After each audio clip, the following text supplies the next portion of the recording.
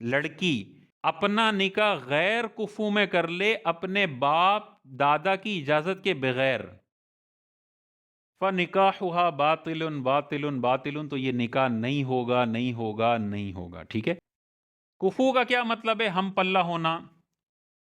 ہم پلہ ہونے کا مطلب، اچھا یہ کفو صرف عورت کے لیے معتبر ہے بس، یعنی عورت کسی ایسے سے نکاح کر لے جو ان کا کفو نہیں ہے، ان کا ہم پلہ سیم اسٹیٹس والا نہیں ہے، اور باپ دادا کی مرضی نہ ہو تو نکاح نہیں ہوگا۔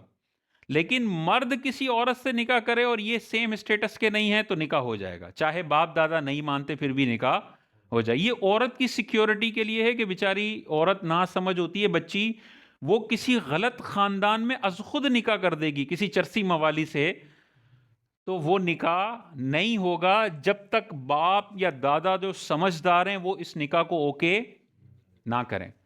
اب کفو کا کیا مطلب ہوتا ہے؟ کن کن اعتبارات سے ہم نے کفو دیکھنا ہے؟ پہلا ہے نسب۔ نسب کے اعتبار سے کفو کا مسئلہ آتا ہے، سید غیر سید کا کفو نہیں ہے۔ تو اگر کسی سید عورت نے کسی غیر سید لڑکے سے نکاح کر لیا، باپ دادا نے اس کو اجازت نہیں دی تھی، تو یہ نکاح نہیں ہوگا، ٹھیک ہے؟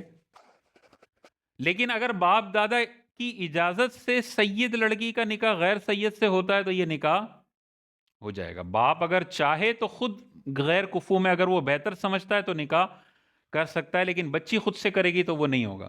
اگر بچی خود اپنا نکاح کسی بد مذہب سے کر دیتی ہے، خراب عقیدے والے سے کر دیتی ہے، باپ دادا نے اجازت نہیں دی، تو یہ نکاح ہوگا ہی نہیں، کیونکہ بد مذہب صحیح العقیدہ کا کفو نہیں بن سکتا، ہم پلہ نہیں ہے۔ ہاں باپ خدا نہ خواستہ خود اجازت دے دے اور خود نکاح کروا دے تو پھر نکاح ہو جائے گا، اگر اس کی بد مذہبیت حد کفر تک نہیں ہے تو نیچے نیچے۔ پیشے میں بھی کفو دیکھا جاتا ہے۔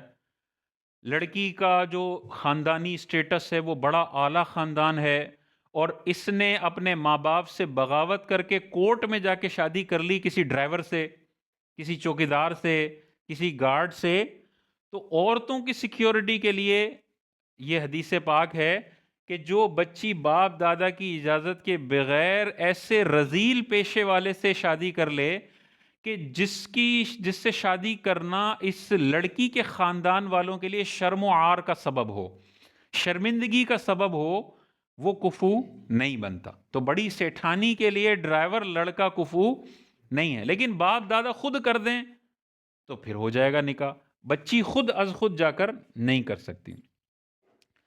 مال بھی سبب ہوتا ہے کہ اس کا تو پیشہ ہی کوئی نہیں ہے، بے روزگار ہے، اور اس کے پاس بچی کو 2 روٹی کھلانے کے بھی پیسے اور مہر ادا کرنے کے بھی پیسے نہیں ہیں، تو مال بھی اتنا کم ہونا کہ نفقہ بھی نہیں دے سکتا اور مہر بھی نہیں دے سکتا، یہ بھی غیر کفو میں آئے گا۔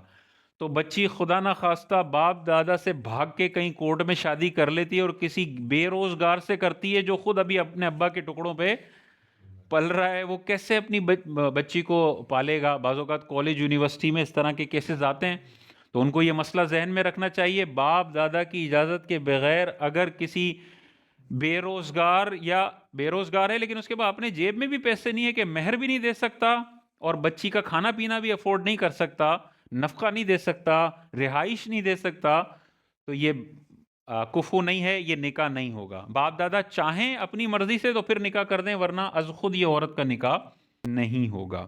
اسی طرح دیانت داری، دیانت بھی امپورٹنٹ ہے۔ کسی چور ڈاکو سے کر لیا، کسی کرپٹ سے کر لیا، کسی چرسی موالی سے کر لیا، ایسے بندے سے کر لیا جس سے شادی کرنا اس خاندان والوں کے لیے شرمندگی کا سبب ہے، تو یہ نکاح باطل ہے، نکاح ہوگا ہی نہیں باپ دادا کی مرضی کے بغیر۔